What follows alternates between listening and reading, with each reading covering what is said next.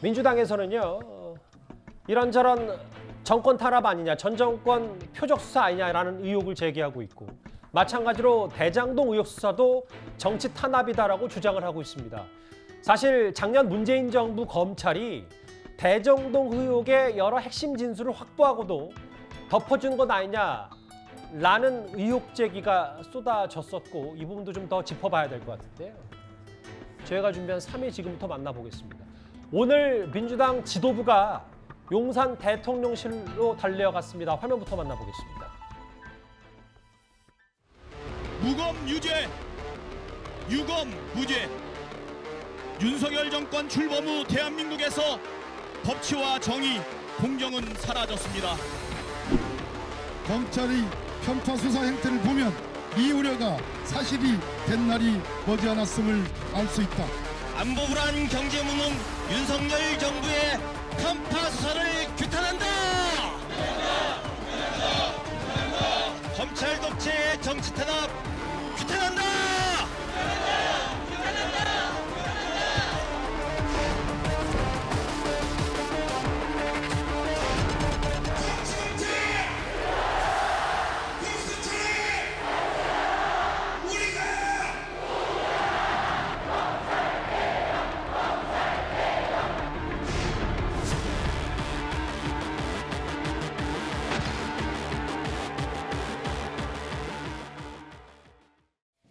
일단 두 가지 흐름이 있더라고요. 민주당의 현직 의원들, 민주당 지도부가 오늘 용산 대통령실 앞에서 장외 시위를 했습니다. 윤석열 정권의 보복 수사 중단해라라고 했고, 우리가 이재명이다. 이재명 대표의 핵심 지지자들이 돌아오는 또 주말에 서초동에서 집회를 예고했습니다. 일단 어떻게 장희찬 이사님 판단하세요? 글쎄요, 물론 집회 시위의 자유가 있고 지지자들이 본인의 의견을 표명하는 것 주어진 권리입니다만, 이게 과도할 경우에는 지켜보고 있는 국민들의 눈살을 찌푸리게 만듭니다.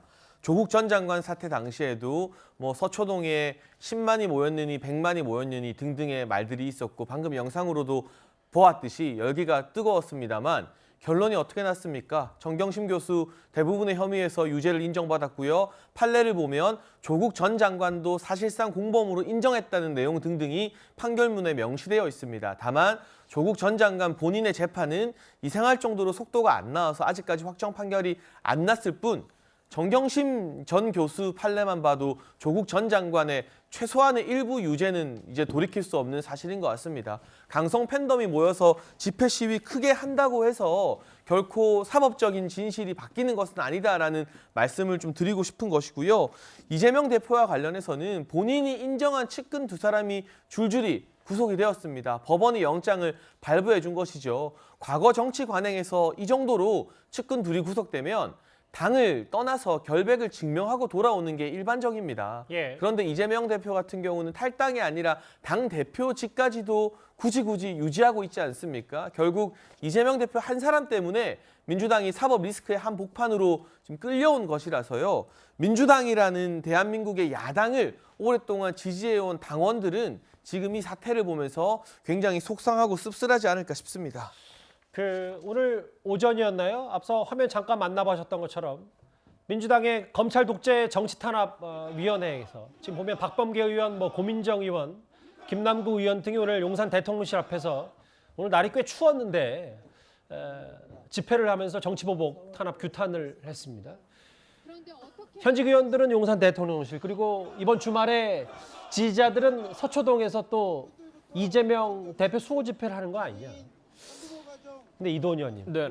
근데 사실은 비명계긴 합니다만 민주당 내부에서도 이게 이렇게 되다가 조국 전 장관, 그러니까 제2의 조국 사태 되는 거 아니냐. 우리가 제대로 끊어줄 때 혹은 사법적 판단은 알아서 받고 정치적으로 좀 분리해야 되는데 또다시 조국 시즌2가 되는 건 민주당이 통째로 위기에 빠지는 거 아니냐는 얘기가 이제 계속 나오기 시작했거든요. 그러니까 민주당이 문재인 정권에서 특히 이제 조국 사태를 계기로 해서 내로남불 정당이다, 위선 정당이다 이런 비난을 받았고, 그것이 5년 만에 정권이 교체된 굉장히 중요한 요인이 되지 않았습니까?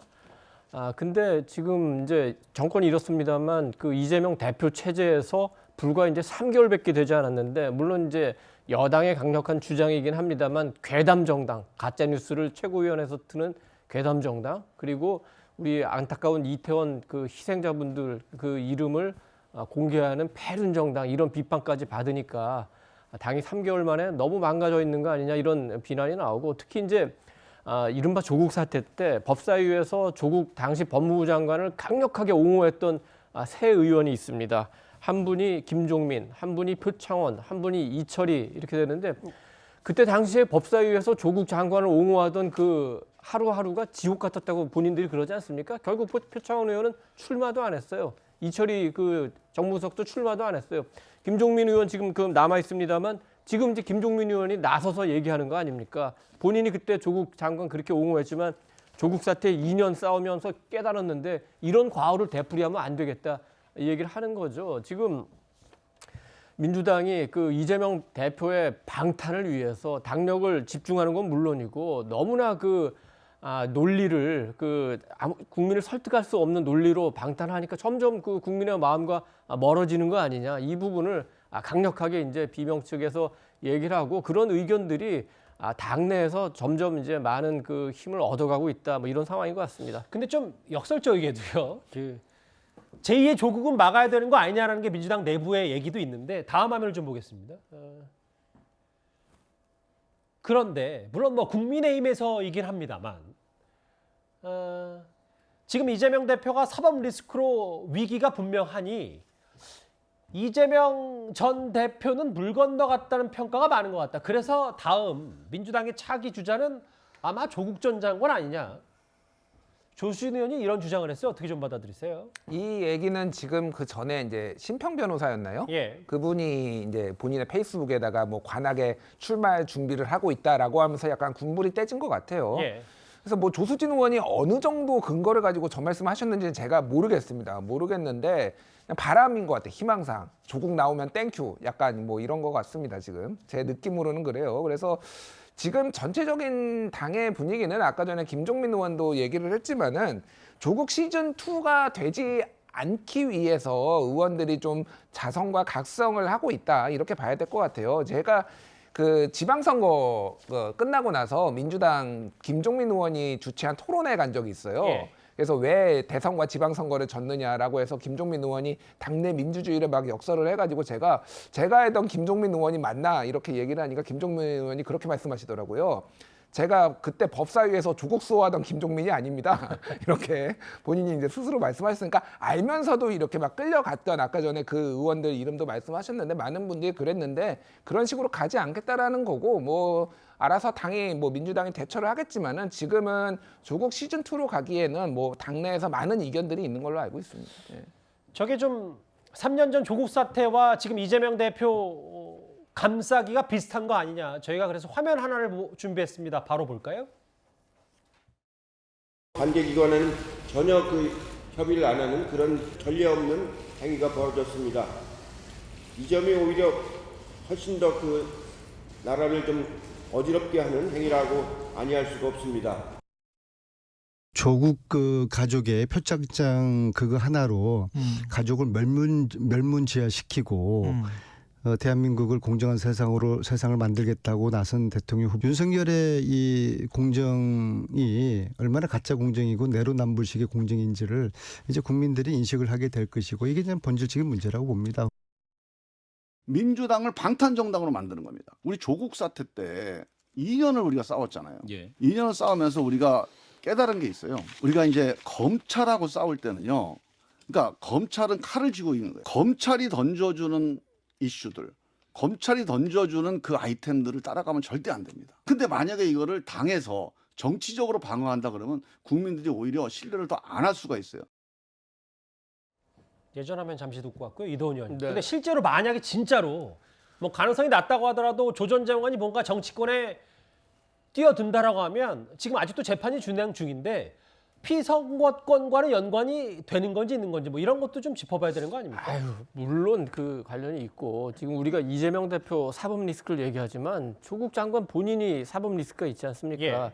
이번 주에 그 유재수 전 그 부산 경제부시장 그 감찰 무마 관련해서 그 저 재판을 하고 있고, 또 앞서 그 부인 그 정경심 교수가 입시 비리 관련해서 그 실형을 4년을 받았고, 특히 거기에 공범으로 지금 조국 전 장관이 적시가 됐지 않습니까? 그렇다면은 출마가 아니라 오히려 지금 뭐 감옥에 가느냐를 걱정할 시기인데, 지금 정치적으로 조국 씨가 부활한다 이런 얘기는 너무 성급한 얘기고 현실도 안 맞는 얘기고, 예. 굳이 따지면은 뭐 예를 들어서 이제 심평전 변호사가 관악에 이제 출마하는 시나리오를 얘기했는데, 이제 이번 그 총선에서 2024년 총선에서 서울과 경기가 굉장히 그 중요한 승부처이기 때문에, 만약에 그런 그 조국 그 전 장관이 관악에 출마하는 상황이 되면은 수도권에서 국민의힘이 굉장히 유리해지겠다 이런 취지로 반조롱 반역설로 얘기한 걸로 그냥 이해하면 될 것 같습니다. 예. 어쨌든 이게 이재명 대표 관련 수사가 과거 조 전 장관 감쌌던 것과 비슷한 흐름 아니냐, 뭐 이것 때문에 계속 여러 가지 설왕설래들이 좀 있는 것 같은데요. 민주당의 중진 의원들도 이재명 대표 수사를 향한 시선이 180도 다릅니다. 당연히 부결시켜야죠. 어떻게 제1여당의 대표를 체포합니까? 당연히 방탄을 해야지. 그러려고 있는 거죠, 이게. 이런 부당한 공권력의 탄압에 대응하라고 만드는 게 바로 불체포 특권 아닙니까? 이재명 대표가 출마하면 분당 가능성도 있다 이렇게 경고하셨어요. 그거와 유사하게 돼가는 것 같아서 굉장히 가슴이 아픕니다. 민주당은 미래를 이야기해야죠. 바람직한 방향으로 가지 못하고 있다고 생각하고 있습니다. 박영선 전 장관은 분명히 이 사법 리스크, 이재명 대표 건에 대해서 우려를 표명했는데, 송영길 전 대표 프랑스 간다고 하더라고요. 출국 전에 한 라디오 인터뷰에서 체포동의안, 이 대표 체포동의안은 당연히 부결시켜야 된다. 방탄이 그러라고 있는 것이다. 부당한 공권력 탄압에 대응하라고 만든 게 불체포 특권이다. 어떻게 들으셨어요? 그 지금 현재 그 남욱 변호사가 이제 그 로비한 그 자금이 이재명 당시 시장 측으로 흘러 들어갔다는 문건이 나왔기 때문에요. 예. 이제 지금 많은 분들이 그 과연 이재명 대표는 검찰의 소환에 응할 것이냐. 그다음에 두 번째는 만약에 응하지 않았을 경우에 그 분명히 검찰은 체포 동의서를 국회에 보낼 텐데 그걸 민주당 의원들은 과연 어떻게 처리할 것인가. 이걸 지금 많이 묻고 있어요. 그럴 때 이 송영길 전 대표가 답을 다 해줬네요. 민주당 의원들에게. 일단 검찰의 소환에 응하지 말아라. 그다음에 두 번째 그 방탄해야 되니까 체포 동의서에는 전부 다 부결해야 된다. 이렇게 지금 두 가지 정답을 지금 그 말해주고 있는 것 같아요. 예. 근데 제가 볼 때는 이게 지금 그 무기명 투표거든요. 그러면 첫 번째 검찰의 소환에 이재명 대표가 응하지 않을 거라고 많은 분들이 그러는데 응하지 않았을 때 그럼 두 번째 그 체포 동의서에 과연 민주당 의원들 전원이 이걸 방탄을 해줄 것이냐. 그거는 약간 의문인 것 같아요. 이제 거기서 어떻게 보면 민주당 의원들끼리 내부 분열이 났을 때 박영선 의원이 얘기하는 그 분당 사태에 이르지 않을까라고 많은 분들이 지금 예측을 그렇게 하고 있습니다. 예. 방탄이 그러라고 있는 것이다. 글쎄, 송영길 전 대표의 이 얘기. 앞으로 이재명 대표에 대한 민주당의 대응이 어떤 방식으로 갈지는 알 수 없습니다만, 뭐 짐작컨대 이런 방향이 아닐까. 정 의원님 뭐 이렇게 말씀하셨어요.